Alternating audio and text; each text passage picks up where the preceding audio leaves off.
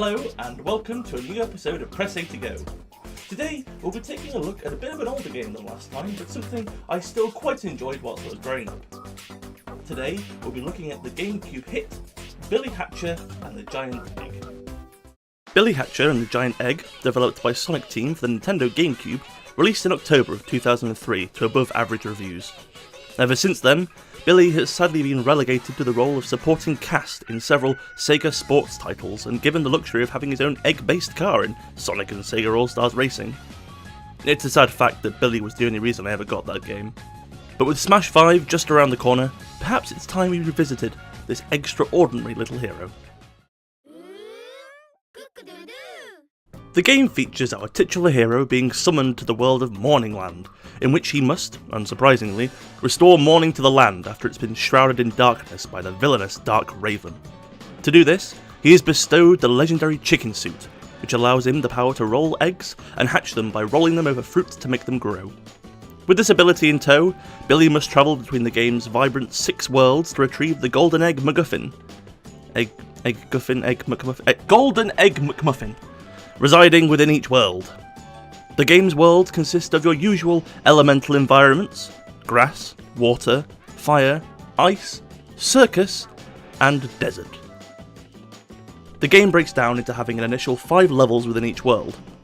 The first 2 levels within each world are split into one in which Billy must save that world's chicken elder from the confinement of their golden egg, and the second involves Billy defeating a boss sent by Dark Raven. These levels pick up in difficulty as the game progresses, but they're never anything too taxing. Aside from perhaps the first circus level, which has this really annoying and finicky platforming and is riddled with enemies that can easily cause damage to your egg and destroy it if you're not careful.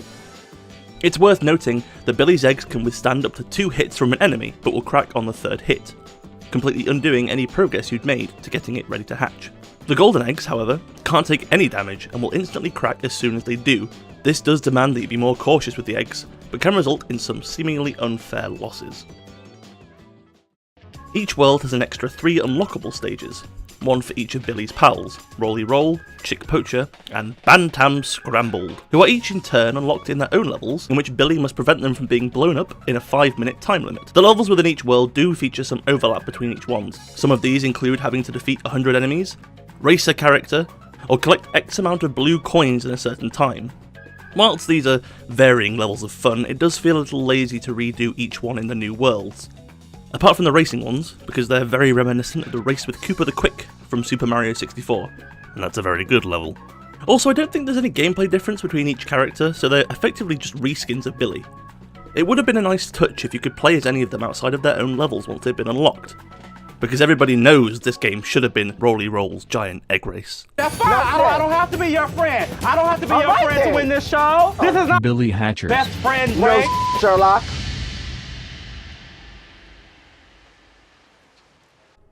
The eggs Billy can hatch come with a variety of power-ups and useful one-time use items that can give you a little buff or spot of healing when needed, and even alternate hats that Billy can wear which provide a little extra protection to Billy when he's rolling his eggs.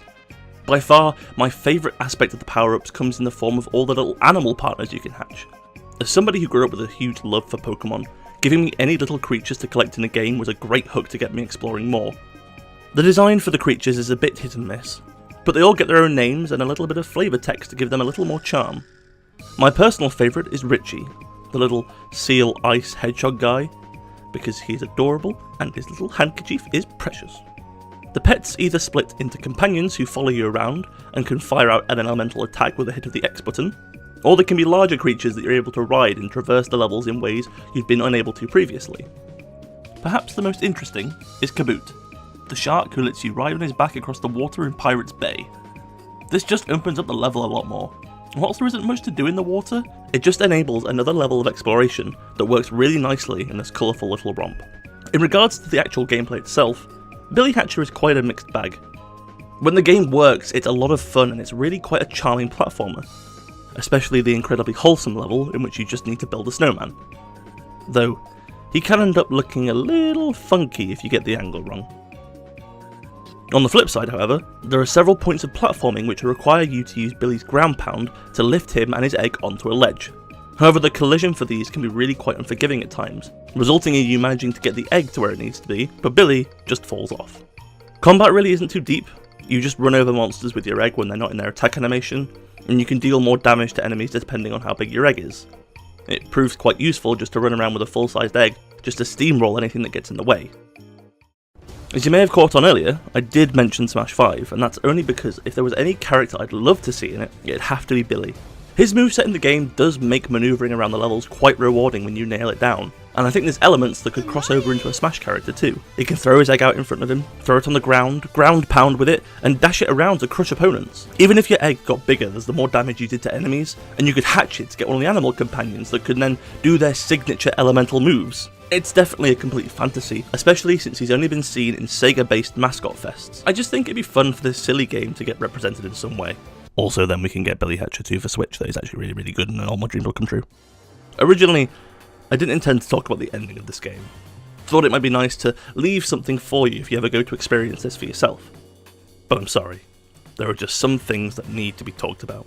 The game culminates in Billy having to face off against Dark Raven, who has finally hatched the power of the giant egg. The final level presents itself as a bit of a gauntlet run, making you jump through the hoops of everything you've learned throughout the game. This part is fine, for the most part.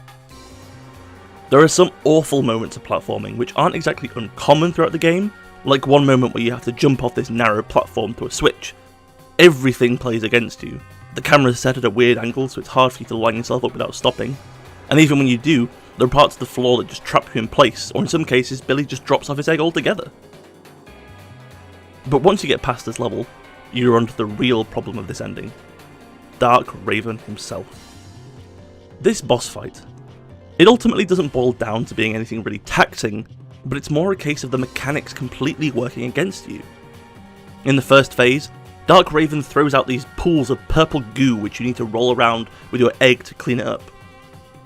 This is fine if you get a good pattern, but most of the times, the pools spawned in the same location as where the spare eggs spawn, destroying them repeatedly, so you can't even clean up in this phase of the fight.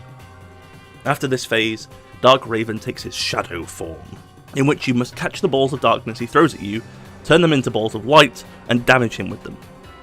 Again, when this works, it's a fine mechanic, but there were so many times I'd just be hitting B for the ball to pass right through me. The actuality of succeeding here must have been about 50-50, but it just felt so unfair when you're doing what the game says and nothing happens. Ultimately, most of this probably occurred because I'm just bad at the game, but that doesn't make it any more BS to play. Overall, for as cheap as you can pick up this game now, I'd say it's worth a shot. There are much worse things you could buy for under £5. With all its faults in mind, there's still a decent bit of fun to be had with this GameCube title. The environments are incredibly colourful, and whilst quite small, can provide a lot of enjoyment whilst exploring them. All the different power-ups, especially the animals, do give the game a little extra flavour, and anything that lets you run around with an adorable creature by your side is good in my books. It has to be said though, the camera and finicky controls can easily get in the way of the experience, and trying to manoeuvre an egg on some tight railings so it doesn't just fall into the abyss can be a nightmare at times. But it's not at all bad enough to result in you not trying this game out.